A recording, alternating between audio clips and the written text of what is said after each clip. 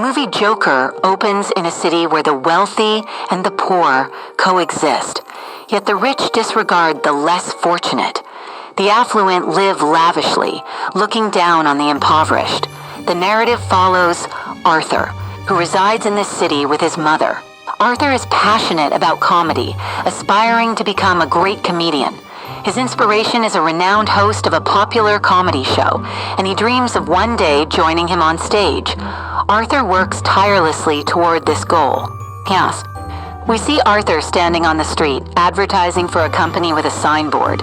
A group of mischievous boys appear, teasing him and running off with his signboard.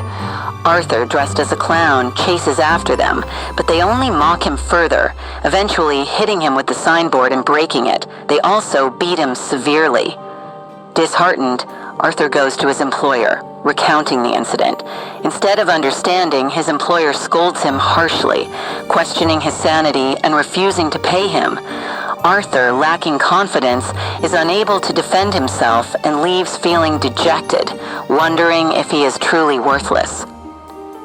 Upon returning home, Arthur begins to dance, a moment that reveals his physical frailty. The next day, Arthur tells a coworker about the incident. The coworker expresses sympathy and hands him a gun, insisting he keep it for protection despite Arthur's reluctance. Later, Arthur is on a bus when he tries to entertain a young boy who starts laughing. The boy's mother, however, is annoyed and tells Arthur to stop bothering them. Arthur responds with laughter, a sign of his uncontrollable mental condition. He hands the woman a card explaining his disorder and takes his medication once home, though he struggles to afford it. Arthur visits his psychiatrist, who asks to see his diary. She finds a note saying, "I don't want to die a miserable death like I've lived." At home, his mother asks if he's received any letters from Thomas, an influential businessman. Arthur says no, but his mother believes Thomas will help them once he knows their situation. One day, Arthur meets a single mother and her daughter on his way home and begins to develop feelings for her. Later, she visits Arthur, accusing him of following her. He admits he likes her, and they soon become friends. Arthur then gets a job opportunity to perform comedy at a children's hospital. However, during his act, the gun falls out of his pocket, frightening the children and staff. He's fired, and when he calls his employer to explain, he's accused of lying and told that his coworker revealed the truth about the gun.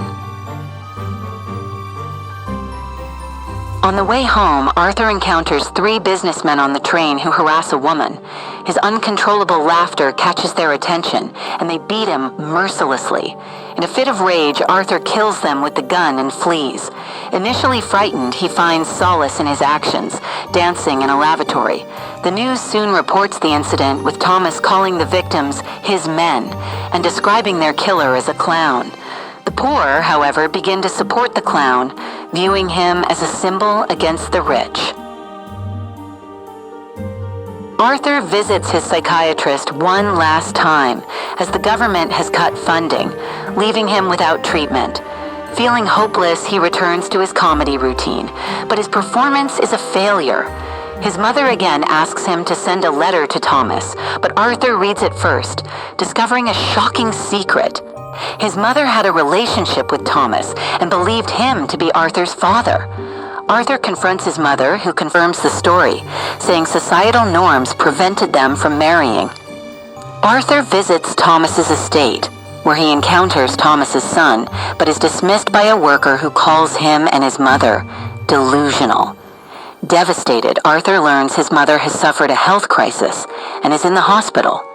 As he sits by her side, a news broadcast shows his favorite comedian mocking him, a crushing blow that shatters his admiration for the man who had once inspired him. As the city descends into chaos, with the poor rising against the rich in clown costumes, Arthur decides to confront Thomas. He sneaks into a theater where Thomas is watching a movie, but when Arthur reveals he is Thomas's son, Thomas denies knowing his mother and punches Arthur, leaving him bleeding. Arthur later receives a call to appear on his favorite comedian's show, excited by the prospect, But first, he visits a psychiatric hospital to retrieve his mother's records, discovering she was in a relationship with a man who abused her, leading to Arthur's head injury and his current condition.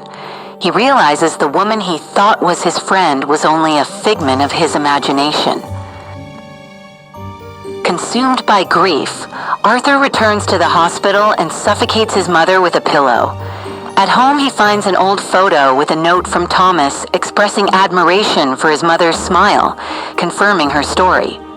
Arthur applies his clown makeup and prepares for the comedian's show, determined to face the world. Arthur's co-worker visits, asking about the murders, but Arthur, now unhinged, kills him. Dressed in his clown costume, he heads to the show, eluding the police. On the show, Arthur shocks the audience by confessing to the murders, justifying his actions by condemning society's hypocrisy. When the comedian tries to dismiss his claims, Arthur shoots him on live television, creating mass panic. Despite being arrested, Arthur is hailed as a hero by the protesting crowds, who free him after an ambulance crashes into the police car. Standing atop the vehicle, Arthur, now fully transformed into the Joker, relishes in his newfound status as a symbol of rebellion. As the city burns, Thomas and his family try to escape, but a clown shoots them, sparing only their son. The film ends with Arthur, now in a psychiatric facility, laughing uncontrollably. When asked why he laughs, he replies, "You wouldn't understand." The story illustrates how a man, once innocent, was driven to madness by a society that failed him. The moral is clear. When a victim is pushed too far, they can become the very monster they once feared.